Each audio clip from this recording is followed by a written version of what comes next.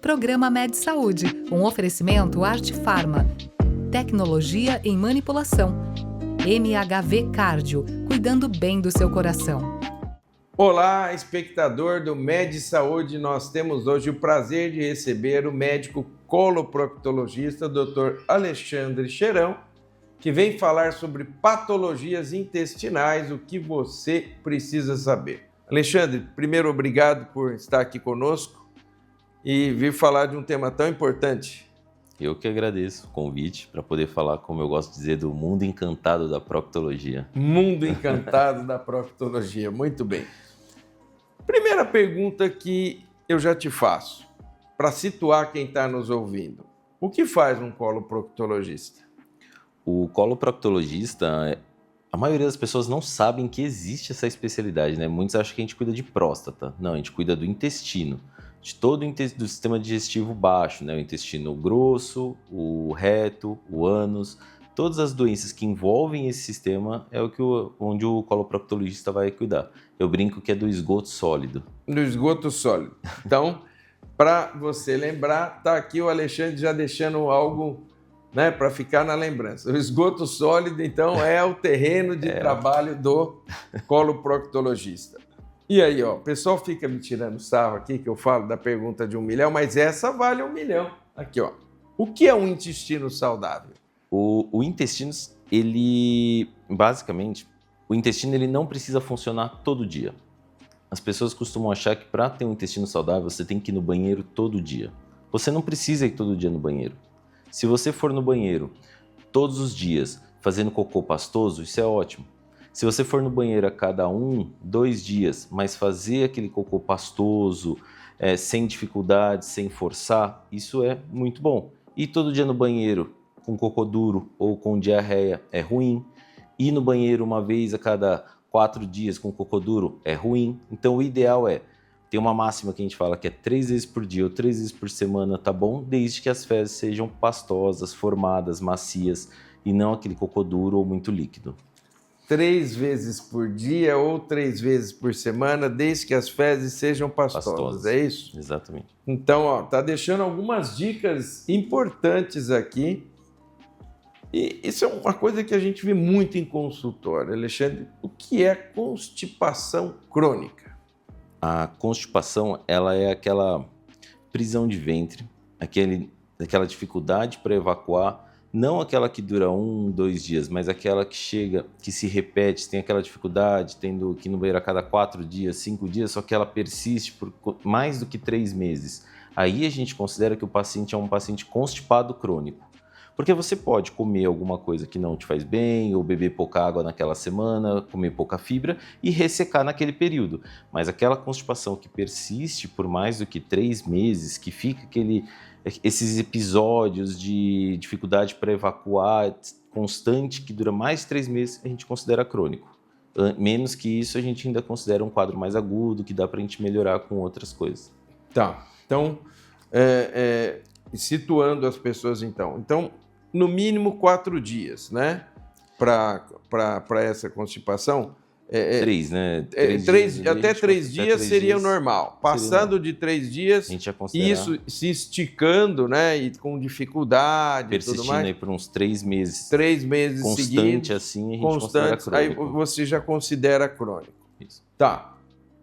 E aí uma coisa que todo mundo quer saber. É só a dieta que é responsável pela constipação? Porque às vezes as pessoas perguntam, não, mas é o que você come, tal. Que fatores estão entrando em jogo quando estamos falando de constipação crônica para que o indivíduo seja constipado? Dieta é o principal fator. Tá? Então ele é responsável pela grande maioria da constipação, dos casos de constipação. Mas a dieta não é ela isolada. Então, você não beber água e você não comer fibra, sim, é um problema, mas também tem a parte do psicológico, da parte da saúde mental, tem a parte de sedentarismo, tem também algumas patologias, tem problemas às vezes na própria musculatura do paciente que atrapalha a evacuação e também uso de medicações que podem ressecar ainda mais o paciente. Tá. Mas a dieta ainda, então, é o principal fator. Mas não é só ele. Então, uma coisa comum que a gente escuta muito do paciente, fala, doutor, eu sou assim. Eu já fui em vários médicos que falaram que eu sou assim. Não, você não é assim. Tá errado. Você está assim. A gente tem que entender o porquê. Já melhorou dieta? Já. Então agora a gente vai passar para o outro lado. A gente tem que começar a investigar o porquê que você tem essa dificuldade para evacuar. É muito comum vir paciente que está usando laxante há anos já. Porque ele falou, eu sou assim desde pequeno, então vou usar a medicação direto, contínuo. E tá errado, a gente tem que entender o porquê. Então aí é onde entram, tem as patologias, tem problema do próprio paciente de musculatura, às vezes ele não consegue fazer a evacuação. Ele tem essa dificuldade. Então isso a gente tem que investigar através de exames. E aí, você já deu a deixa. Que exames você tem para diagnosticar a constipação? A grande maioria das vezes a gente consegue diagnosticar na conversa. Mas a gente tem que lançar mão de alguns exames. Por exemplo, a colonoscopia. A gente tem o exame que é o trânsito colônico, por exemplo, que é um exame que vai medir quanto tempo demora para aquele cocô percorrer todo o intestino grosso. E com isso a gente consegue saber se o problema é no intestino ou se o problema às vezes é na saída. E aí é onde tem exames da fisiologia, que é a manometria anorretal, que é um dos exames que a gente consegue avaliar essa dificuldade do evacuar. Além dos exames de lactose, exames de intolerância a glúten, ou também exames de outras causas, como por exemplo o de tireoide. O hipotireoidismo faz o paciente ser constipado. Então, a gente tem que investigar outras causas que podem gerar a constipação. Alguns players metabólicos aí que podem estar em jogo, né? Que vão alterar. Tá. E aí entra um outro lado, que quem está nos ouvindo e é constipado já deve conhecer bem, que é a questão dos laxantes. Todo laxante pode ser usado, os naturais são melhores, enfim. Esclarece para quem está nos ouvindo essa questão do uso dos laxantes. O uso do laxante é uma coisa bem complicada, porque é uma coisa que é enraizada, que vem lá de trás da avó, que dava o chá, sabe, aquele chá que ajudava a evacuar. E não é porque ele é natural que ele é bom. Muito pelo contrário, tem laxantes que fazem muito mal. Os laxantes irritativos, que é onde entra o chá de sene, né, da avó, ele é um laxante que machuca muito o intestino.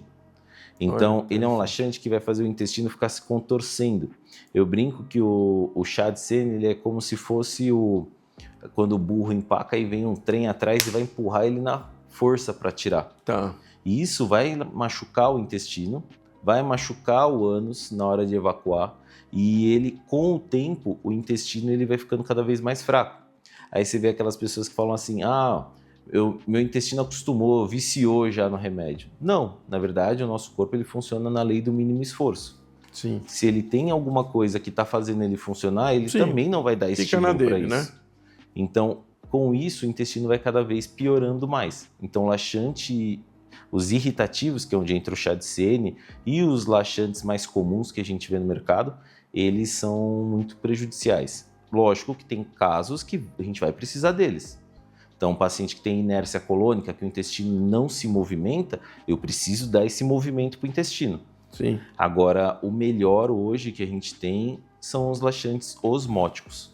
Tá. Que são os laxantes que vão deixar o cocô mole, que vão puxar água para o cocô para deixar ele mais mole e você conseguir evacuar melhor. Então, pelo que você está falando, a hidratação tem um papel importante nessa questão, né? É o maior de todos. A água é fundamental. A água é fundamental, porque muitas vezes a gente vê pessoas constipadas, mas elas também têm uma ingesta muito pobre. E aí elas acabam meio que fazendo um ciclo vicioso de ressecamento, não é isso, Alexandre? A maior parte do problema está na água. A gente consegue resolver muito do problema da constipação com isso. Teve um acontecimento recente que toda consulta a gente fala para o paciente, fala assim, olha, você tem que beber bastante água, tem que comer bastante fibra, isso é o que vai ajudar a evacuar melhor. Aí eu tenho um paciente constipado, tenho dificuldade com ele já há um tempo, aí ele falou assim, doutor, você não sabe o que aconteceu. Eu vi no YouTube que se eu beber água, eu vou fazer cocô. E eu comecei a beber água e faço cocô. Eu falei, que maravilha, eu faço toda a consulta e você não me ouve. Não me ouve. Agora, mas no YouTube você foi ouvir. Bom, espero que tá fazendo... Continue bebendo água, Continue com a água. Também faz parte da dieta, né? tem muitas dietas que não contêm a quantidade adequada de fibras. Isso Sim. também é um problema, né, Alexandre? Sim, bastante. A dieta hoje, principalmente com os ultraprocessados que a gente tem, né, acaba ficando cada vez mais pobre em fibras. Então, hoje a gente considera uma dieta saudável, pelo menos que o paciente consiga comer 1/4 do prato dele de proteína, 1/4 de carboidrato e metade do prato com saladas, legumes, para poder ajudar a melhorar essa quantidade de fibra. Tá. Mas, infelizmente, a gente tem uma dieta bem pobre em fibra mesmo. É muito importante você que está nos ouvindo entender que, do ponto de vista natural, ter uma boa hidratação, uma boa ingesta de fibras vai ajudar em relação à constipação. Sim. Essa é uma receita deixada aqui pelo Dr. Alexandre, que é importante que você anote aí. Como diz o paciente do Alexandre, comecei a tomar água, comecei a evacuar. Então, às vezes, um déficit de hidratação pode ser aí um dos fatores que está contribuindo para sua constipação. Eu te faço uma pergunta que é: tem tratamento sem ser por medicação? Mas essa pergunta, o Dr. Alexandre vai responder no segundo bloco desse programa. É 1 minuto, não saia daí.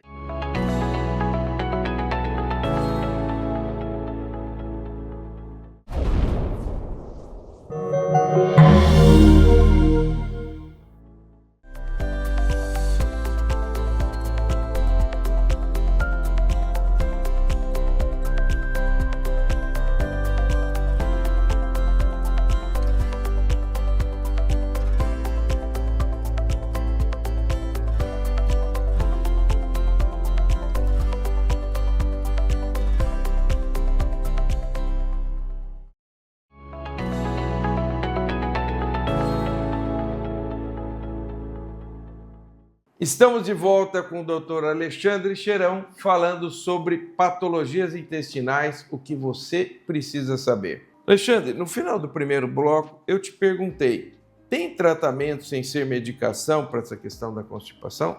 Tem, e inicialmente dieta. A gente evita ao máximo a medicação.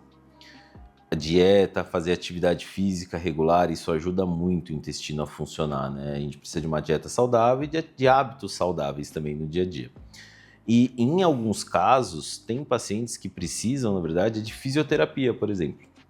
Eu brinco que é a fisioterapia do butico, né? E é isso mesmo, porque você tem que muitas vezes ensinar o paciente a evacuar. Muitas vezes o paciente ele não sabe, existe uma patologia que chama anismo. O anismo, o que é? É que o paciente ele não relaxa o músculo do ânus para conseguir fazer a evacuação. As fezes elas chegam, só que quando ele força para evacuar, o ânus fecha. E aí essas fezes elas voltam de novo. Então ele não consegue fazer esse movimento. Então a gente tem que reensinar esse paciente a evacuar. Nossa! E isso muitas vezes vem lá de trás. Desde criança, às vezes, que ele vai tendo essa dificuldade. Teve um caso recente que uma paciente, quando eu conversei com ela, expliquei que eu achava que era isso pelo exame físico, e aí ela falou assim para mim, ela sabe que toda vez que eu vou evacuar, eu lembro da minha mãe me colocando de cócoras no quintal, falando que eu só ia sair de lá depois que eu fizesse o cocô. Então, às vezes, esse trauma que vem lá de trás vai inibindo ela de conseguir fazer a evacuação, e ela não aprendeu a fazer esse movimento da forma correta. Então a fisioterapia ajuda muito. E aí é onde a gente tem hoje, graças a Deus, bastante fisioterapeuta pélvica competentíssima, que ajuda muito nisso, que vai fazendo esse retreinamento da musculatura. Olha que interessante. Mais uma coisa aí para a gente aprender com você. E agora vamos para o outro lado. Nós estamos falando da constipação, agora nós vamos falar da diarreia crônica. O que é uma diarreia que pode ser considerada crônica? A diarreia, ela não é só o aumento do número de evacuações. Ela é o aumento do número de evacuações e também a alteração no padrão das fezes. Então, aquelas fezes mais líquidas, disformes, essa é considerada diarreia. E a diarreia crônica não é aquela diarreia que você comeu alguma coisa que te fez mal, que você foi lá no banheiro durante uma semana. A diarreia crônica a gente considera a partir de 3 a 4 semanas. Tá. 3 a 4 semanas com diarreia, a gente considera essa uma diarreia crônica. Bom, que 4 tem que ser semanas seria investigado. um mês. Então, em torno de um mês com uma diarreia, você já pode considerar essa diarreia como crônica. Crônica. E aí, quais são as principais causas que a gente poderia lembrar aqui o nosso ouvinte de diarreia crônica? As principais são as intolerâncias alimentares, como intolerância à lactose, a própria intolerância ao glúten, síndrome do intestino irritável, doença inflamatória intestinal, onde entra a doença de Crohn, a retocolite, que são doenças que podem dar bastante diarreia crônica. Basicamente, essas são as principais, assim, mais mesmo. Tá. E deve ser muito, muito ruim para o paciente, né? Porque aí ficar indo muitas vezes ao banheiro, e às vezes numa situação em que ele está de vida social, em algum compromisso, e aquela situação deve ser uma queixa. É muito frequente isso em consultório, Alexandre? É uma das queixas mais comuns, assim, do consultório. A constipação, ela é ruim. O paciente tem dor, não consegue, fica meio mal-humorado. Mas a diarreia, ela impossibilita ele de ter uma vida legal. Ele Sim. não consegue. Então, os pacientes, eles deixam de sair.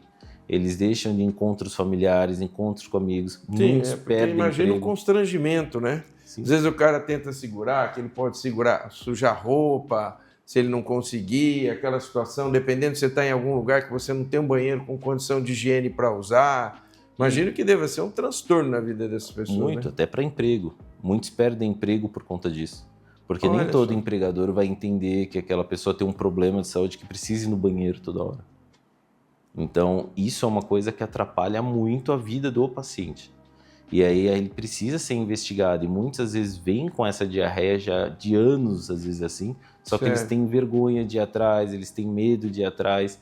E aí acaba ficando, acha que é assim, que é o normal. Aí eu vi muito aquele, ele é que nem um pato, vai no banheiro toda hora. Mas não, às vezes tem um problema que a gente precisa investigar e cuidar. Olha que interessante essa tua colocação. Já estamos caminhando um pouco. Vamos falar um pouco agora dos divertículos, que é outra coisa, né, que é muito comum, principalmente com a idade, a questão dos divertículos colônicos. Uhum. Fala um pouquinho para nós. O divertículo... O que é o divertículo? Só para situar quem está nos ouvindo. O divertículo, ele nada mais... ele é uma coisa fisiológica, é normal. A gente vai desenvolver os divertículos, nós vamos desenvolvê-los. Eles, conforme nós vamos envelhecendo, eles vão surgindo.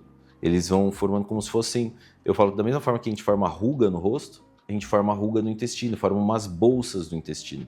Certo. E essas bolsas do intestino, são bolsinhas pequenas, são os divertículos colônicos. Isso não é a diverticulite. Isso faz parte do nosso envelhecimento, é o normal. E quando ele inflama, que é a diverticulite, que inflama e dá aquele problema, aquelas dores que os pacientes costumam sentir.